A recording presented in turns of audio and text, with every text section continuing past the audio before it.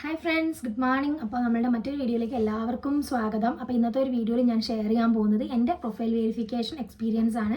അപ്പോൾ എനിക്കിത് ഒട്ടും നല്ലൊരു എക്സ്പീരിയൻസ് ആയിരുന്നില്ല. ബിക്കോസ് ഞാൻ ഈ വെരിഫിക്കേഷൻ എന്ന് പറയുന്നൊരു ഇത് എൻ്റെ ഫസ്റ്റ് ടൈം വെരിഫിക്കേഷനാണ്. അപ്പോൾ എനിക്ക് വേറെ ഒരു തരത്തിലുള്ള ആ സമയത്ത് എൻ്റെ ഫ്രണ്ട്സോ ആരും ഉണ്ടായിരുന്നില്ല. എനിക്കിതിനെപ്പറ്റി വലിയ ഐഡിയ ഇല്ല. കാരണം തലേദിവസം ഞാൻ യൂട്യൂബിലൊക്കെ ഒരുപാട് സെർച്ച് ചെയ്ത് നോക്കി ഇതിനെപ്പറ്റി എന്തെങ്കിലും, അതായത് കൊണ്ടുപോകേണ്ട സാധനങ്ങളൊക്കെ കറക്റ്റ് അല്ലേ, അത് എന്തെങ്കിലും ഒരു സാധനം മിസ്സായി കഴിഞ്ഞാൽ നമുക്കവിടെ വെരിഫിക്കേഷൻ നടക്കില്ല. അപ്പം അതിൻ്റെ ഭയങ്കരമായിട്ടുള്ള ടെൻഷനൊക്കെ ഉണ്ടായിരുന്നു. കൂടെ മോനും ഉണ്ടായിരുന്നു. അപ്പോൾ അതിൻ്റെയൊക്കെ ഭയങ്കരമായിട്ടുള്ള ഒരു അവസ്ഥയിലാണ് ഞാൻ ശരിക്കും പറഞ്ഞാൽ വെരിഫിക്കേഷൻ്റെ സ്ഥലത്ത് എത്തിയത് തന്നെ. 12 മണിക്കാണ് വെരിഫിക്കേഷൻ ടൈം കിട്ടിയെന്ന് വെച്ചിട്ടുണ്ടെങ്കിലും ഞാൻ 1 മണിക്കൂർ നേരത്തെ തന്നെ പോയി. ഇനി എന്തെങ്കിലും സാധനം ഇൻ കേസ് വിട്ടുപോയാൽ എനിക്ക് തിരിച്ച് കൽപ്പറ്റന്ന് ബത്തേരിയിലേക്ക് വരാൻ എടുക്കുന്ന ഒരു സമയം അങ്ങനെ കണക്കാക്കിയിട്ടാണ് ഞാൻ പോയത്. അപ്പോൾ അങ്ങനെ ബസ്സിനാണ് പോയത് കേട്ടോ. പിന്നെ അവിടെ ചെന്ന് കഴിഞ്ഞപ്പോൾ 11 മണിക്ക് എത്തി. അവിടെ കുറച്ച് പേരൊക്കെ ഉണ്ടായിരുന്നു. അപ്പോൾ അവരോടൊക്കെ സംസാരിച്ച് കഴിഞ്ഞപ്പോൾ നമ്മൾ സാധനങ്ങളൊക്കെ എടുത്തിട്ടുണ്ടെന്ന് മനസ്സിലായി. എല്ലാ സാധനങ്ങളും നമ്മുടെ സർട്ടിഫിക്കറ്റും അതുപോലെ തന്നെ നോൺ ക്രിമിലിയർ, പിന്നെ ആധാർ പ്രൂഫ്, ഇതിൻ്റെയൊക്കെ ഒറിജിനലാണ് കേട്ടോ. പിന്നെ എല്ലാ സാധനങ്ങളും എടുത്തിട്ടുണ്ടെന്ന് മനസ്സിലായപ്പം പിന്നെ കുറച്ചൊരു സമാധാനമായിരുന്നു. പിന്നെ നമ്മളുടെ ഓരോ ബാച്ചിനനുസരിച്ചാണ് ഇവർ വിളിക്കുക, വെരിഫിക്കേഷന് വേണ്ടിയിട്ട് വിളിക്കുക. അപ്പോൾ എൻ്റെ ബാച്ച് ഫസ്റ്റ് ബാച്ചായിരുന്നു. അപ്പോൾ ഞാൻ പെട്ടെന്ന് തന്നെ കയറി കേട്ടോ. 12 മണി ഏകദേശം 12:05 12:10 ആയപ്പോഴേക്കും എന്നെ വിളിച്ചു. അങ്ങനെ ഞാൻ ഉള്ളിൽ കയറി കഴിഞ്ഞപ്പോൾ മുതലാണ് കഥ ആരംഭിക്കുന്നത്. അപ്പം ഫസ്റ്റ് തന്നെ നമ്മളുടെ ഈ ശ്രദ്ധിക്കേണ്ട കാര്യം, നമുക്ക് പ്രൊഫൈലിൽ നമുക്ക് മെസ്സേജ് വരുമല്ലോ, സർട്ടിഫിക്കറ്റ് അപ്ലോഡ് ചെയ്യേണ്ട മെസ്സേജ് വരും. ഈ വെരിഫിക്കേഷൻ്റെ മുൻപായിട്ട്, അതായത് 1-2 മാസം മുൻപായിട്ടാണ് നമുക്കങ്ങനെ പ്രൊഫൈലിൽ നമുക്ക് സർട്ടിഫിക്കറ്റ് അപ്ലോഡ് ചെയ്യേണ്ട മെസ്സേജ് വരുന്നത്. അപ്പോൾ ആ സമയത്ത് നമ്മൾ അക്ഷയയിലോ എവിടെയെങ്കിലും പോയിട്ട് നമ്മൾ എന്ത് ചെയ്യും, ഈ നമ്മളുടെ സർട്ടിഫിക്കറ്റൊക്കെ അപ്ലോഡ് ചെയ്യും. ആ സമയത്ത് നമ്മൾ വളരെയധികം ശ്രദ്ധിക്കണം. ഈ അപ്ലോഡ് ചെയ്യുന്ന സാധനങ്ങളൊക്കെ നല്ല ക്ലിയർ വേണം, നല്ല ക്ലിയർ. കാരണം അവരവിടെ വെരിഫിക്കേഷൻ്റെ സമയത്ത് സൂം ചെയ്ത് നോക്കും. ഈ ഒരു കാര്യം ഞാൻ ഒരൊറ്റ വീഡിയോയിലും കണ്ടിട്ടില്ല. അതായത് ഇങ്ങനെ എത്ര ക്ലാരിറ്റി വേണം അതൊന്നും നമുക്കറിയില്ല. ഇതൊക്കെ ഫസ്റ്റ് ടൈം എക്സ്പീരിയൻസ് ആണല്ലോ എനിക്ക്.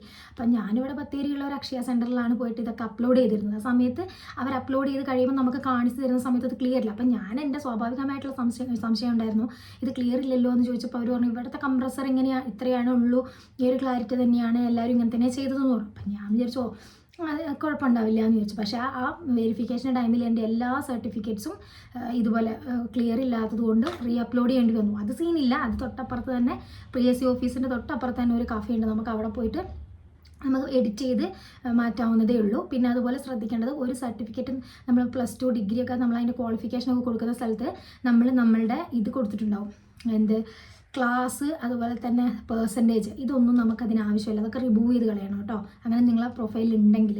പിന്നെ സർട്ടിഫിക്കറ്റ്സ് എല്ലാം പക്കയായിരിക്കണം. അതായത് ഇഷ്യൂ ഡേറ്റ്, പ്രധാനമായിട്ട് എനിക്ക് പണി കിട്ടിയിട്ടുള്ളത് അവിടെയാണ്. ഇഷ്യൂ ഡേറ്റ്, മറ്റേതൊക്കെ നമുക്ക് 10 മിനിറ്റ് കൊണ്ട് എഡിറ്റ് ചെയ്ത് ചെയ്യാം. പക്ഷേ ഇഷ്യൂ ഡേറ്റ്, അത് നമ്മളെല്ലാ സർട്ടിഫിക്കറ്റിൻ്റെ മേലെയും ഡേറ്റഡ് എന്ന് പറഞ്ഞിട്ടൊരു ഡേറ്റ് കൊടുത്തിട്ടുണ്ട്. അതാണ് എനിക്ക് പ്രശ്നമായിട്ടുള്ളത്.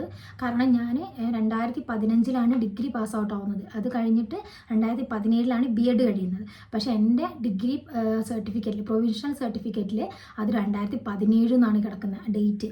അപ്പോൾ 2017 തന്നെ ഡിഗ്രിയും BEdും പാസ്സായത് സെയിം ഇയർ ആയിട്ട് കാണിക്കുന്നത് കൊണ്ട് അതെനിക്ക് അവിടെ നിന്ന് വെരിഫിക്കേഷൻ നടന്നില്ല. അപ്പോൾ അത് യൂണിവേഴ്സിറ്റി പോയിട്ട് റെഡിയാക്കണം. അപ്പോൾ ഇങ്ങനെയൊക്കെ നിങ്ങൾ ഇപ്പോഴേ PSCയിലേക്ക് തയ്യാറെടുക്കുന്നവരാണെങ്കിൽ ഈ സർട്ടിഫിക്കറ്റിൻ്റെ കാര്യം നന്നായിട്ടൊന്ന് ശ്രദ്ധിക്കാം. ഞാനൊരിക്കലും അത് ശ്രദ്ധിച്ചിട്ട് പോലുമില്ല. എത്രയോ വർഷങ്ങളായി ഞാൻ ഡിഗ്രിയും BEdൊക്കെ കഴിഞ്ഞിട്ട്. അപ്പോൾ ഇതുവരെ ഞാനത് ശ്രദ്ധിച്ചിട്ടില്ല. കാരണം എന്താ വെച്ചാൽ നമുക്ക് ഇതിൻ്റെ ആവശ്യം വരുന്നില്ല. ഡിഗ്രി കഴിഞ്ഞ് PGക്ക് പോയപ്പോഴും അല്ലെങ്കിൽ നമ്മൾ BEdന് ചേർന്നപ്പോഴൊന്നും ഈ ഡേറ്റ് നോട്ടീസ് ചെയ്തിട്ടില്ല. അപ്പോൾ ഇങ്ങനെ PSCൻ്റെ കാര്യത്തിൽ വരുമ്പോൾ ഈ ഡേറ്റ്, അതുപോലെ തന്നെ എല്ലാ കാര്യങ്ങളും പക്കയായിരിക്കണം. അതുപോലെ നമ്മൾ ഇനിഷ്യൽ കൊടുക്കുന്നതും SLC ബുക്കിലെ ഇനിഷ്യലും ഒക്കെ സെയിം ആണെന്ന് നിങ്ങൾ തന്നെ ഒന്ന് ജസ്റ്റ് ഈ വെരിഫിക്കേഷനൊക്കെ നിങ്ങൾക്ക് ഉണ്ടെങ്കിൽ അതിൻ്റെ മുമ്പ് നിങ്ങളൊന്ന് ചെക്ക് ചെയ്ത് നോക്കണം കേട്ടോ. പിന്നെ ഈ ഡേറ്റ്, നിങ്ങൾക്ക് ഈ സർട്ടിഫിക്കറ്റൊക്കെ ഇഷ്യൂ ചെയ്തിരിക്കുന്ന ഡേറ്റ്, അതുപോലെ നിങ്ങളെ പാസ് ഔട്ട് ഡേറ്റും സെയിം ആണോ എന്നുള്ളത് നിങ്ങളൊന്ന് ചെക്ക് ചെയ്ത് നോക്കണം. ഇൻ കേസ് അതൊക്കെ ഉണ്ടെങ്കിൽ ഇപ്പോഴേ തന്നെ നിങ്ങൾ എന്ത് ചെയ്തോളാം, യൂണിവേഴ്സിറ്റിയോ എവിടെയാണ് നിങ്ങൾ അങ്ങനെ ഇൻസ്റ്റിറ്റ്യൂഷൻ ഉള്ളതെന്ന് വെച്ചാൽ അവിടെ പോയിട്ട് അത് റെഡിയാക്കാൻ വേണ്ടിയിട്ട് ശ്രമിക്കണേ. അല്ലെങ്കിൽ നമുക്ക് പിന്നെ ഫുൾ ടെൻഷനായിരിക്കും. എനിക്കിപ്പോൾ 20-ാം തീയതി വരെ ഡേറ്റ് നീട്ടി തന്നിട്ടുണ്ട്. പക്ഷേ യൂണിവേഴ്സിറ്റീൻ്റെ കാര്യം നമുക്കറിയാലോ. അപ്പം ഇന്നിപ്പം ഞാൻ വീഡിയോ എടുക്കുന്നത് സാറ്റർഡേ ആണ്. ഇനി ഇതിന് മൺഡേ ആണ് നമുക്ക് യൂണിവേഴ്സിറ്റി പോകാൻ പറ്റുള്ളൂ. അത് കഴിഞ്ഞ് അവിടെ ചെല്ലുമ്പോൾ അവരൊന്നും നമ്മൾ വിചാരിച്ച പോലെ അത്രയും ഫാസ്റ്റായിട്ട് സർട്ടിഫിക്കറ്റ് എഡിറ്റ് ചെയ്ത് തരുമോ എന്നുള്ളതും അറിയില്ല. അപ്പോൾ ആ ഒരു ടെൻഷനിലാണ് ഞാനിപ്പോൾ. എന്നാലും നമ്മൾ ഇത്രയും എഫേർട്ട് എടുത്ത് നമ്മളൊരു ലിസ്റ്റിൽ കയറി അതിന് വെരിഫിക്കേഷന് പോകുമ്പോഴാണ് ഇത്രയും കാര്യങ്ങൾ അറിയുന്നത്. അപ്പോൾ അതിൻ്റെ ഒരു വല്ലാത്ത ടെൻഷൻ ഉണ്ട് കേട്ടോ. അപ്പോൾ ദയവേത് നിങ്ങൾ ഇതിനെപ്പറ്റിയൊന്നും വലിയ ഐഡിയ ഇല്ലാത്തവരാണെങ്കിൽ ഇപ്പം ഞാൻ ഈ പറഞ്ഞ കാര്യങ്ങളൊക്കെ നിങ്ങളൊന്ന് ശ്രദ്ധിക്കണേ. പിന്നെ പിന്നെന്താണ്, ഈ വെരിഫിക്കേഷൻ കഴിഞ്ഞ് കിട്ടിക്കഴിഞ്ഞാൽ പിന്നെ നമുക്ക് പിന്നീട് ഒരു വെരിഫിക്കേഷൻ വരുന്ന സമയത്ത് നമ്മൾ ഇതേപോലെ ഒന്നും കഷ്ടപ്പെടണ്ട. നമ്മൾ ഓൾറെഡി അവിടെ എല്ലാ സാധനങ്ങളും വെരിഫൈഡ് ആയതുകൊണ്ട് നമ്മൾക്ക് ജസ്റ്റ് ആ നോൺ ക്രിമിലിയറോ അങ്ങനെ എന്തെങ്കിലും കാര്യം മാത്രം ജസ്റ്റ് ഒരു 5 മിനിറ്റ് കേസേ ഉണ്ടാവുള്ളൂ.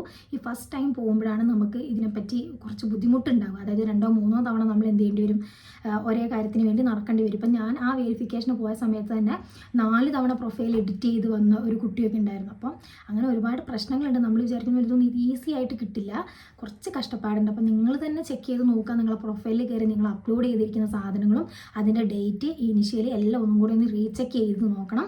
പിന്നെ ഇനി LDCൻ്റെ റിസൾട്ട് ഇതുവരെ വന്നിട്ടില്ലല്ലോ. LDCൻ്റെ ഇനി വന്നു കഴിഞ്ഞാലും എനിക്കിനി വെരിഫിക്കേഷൻ്റെ സമയത്ത് ബുദ്ധിമുട്ടുണ്ടാവില്ല. ഈ ഡേറ്റ് ഒന്ന് പെട്ടെന്ന് മാറ്റി കിട്ടിക്കഴിഞ്ഞ് കഴിഞ്ഞാൽ ഇനി വരുമ്പം വലിയ ബുദ്ധിമുട്ടുണ്ടാവില്ല എന്ന് പ്രതീക്ഷിക്കുന്നു. അപ്പോൾ ഇത്രയൊക്കെ ആയിരുന്നു എൻ്റെ വെരിഫിക്കേഷൻ എക്സ്പീരിയൻസ് എന്ന് പറയുന്നത്. ഞാൻ ടോട്ടലി അവിടുന്ന് ബ്ലാങ്ക് ഔട്ടായിട്ടാണ് ഇറങ്ങി വന്നത്. കാരണം എനിക്കിങ്ങനെ സർട്ടിഫിക്കറ്റൊക്കെ എഡിറ്റ് ചെയ്ത് തരിക എന്ന് പറയുമ്പോൾ നമുക്ക് അതത്ര ഈസി അല്ല എന്ന് എനിക്ക് അപ്പോഴേ അറിയാമായിരുന്നു. അപ്പോൾ ഞാൻ പറ്റ ഡൗൺ ആയിപ്പോയി. പിന്നെ അവിടുത്തെ സാറുമാരൊക്കെ നല്ല ഫ്രണ്ട്ലി ആയിരുന്നു കേട്ടോ. നല്ല ഫ്രണ്ട്ലി ആയിട്ട് അവരെനിക്ക് കാര്യങ്ങളൊക്കെ പറഞ്ഞു തന്നു. ടെൻഷൻ ആവണ്ട, ഇതുപോലെ ഞാൻ ഡേറ്റ് നീട്ടി തരാം. കാരണം എനിക്ക് ടെൻഷനായിരുന്നു, ഇത് ഇനിയിപ്പം ഡേറ്റ് നീട്ടി തരുമോ, നമുക്കിതിനെപ്പറ്റി ഒന്നും ഐഡിയ ഇല്ലാത്തതുകൊണ്ട് ഭയങ്കര ടെൻഷനായിരുന്നു. ആ സമയത്ത് മോനെ കൊണ്ടുപോയതുകൊണ്ട് മോനെ പുറത്തിരുത്തി അവനും കരച്ചിൽ തുടങ്ങി. അങ്ങനെ മൊത്തത്തിലൊരു കിളി പോയൊരവസ്ഥയിലായിരുന്നു എൻ്റെ വെരിഫിക്കേഷൻ നടന്നത്. അപ്പോൾ നിങ്ങളിതുപോലെ വെരിഫിക്കേഷൻ കഴിഞ്ഞവരാണെങ്കിൽ നിങ്ങൾ എക്സ്പീരിയൻസ് ഷെയർ ചെയ്യുക കേട്ടോ. നിങ്ങൾക്ക് എന്തെങ്കിലും എഡിറ്റ് വന്നോ, അതുപോലെ എന്തെങ്കിലും ബുദ്ധിമുട്ടുകൾ ഉണ്ടായോ എന്നുള്ളത് ഒന്ന് കമൻറ്റ് ചെയ്യണേ. അതുപോലെ എല്ലാവരും നന്നായിട്ട് പഠിക്കുക, ഹാപ്പി ആയിട്ടിരിക്കുക. അടുത്തൊരു വീഡിയോ ആയിട്ട് വരുന്നവരെ it's me Haritha signing off. Tata.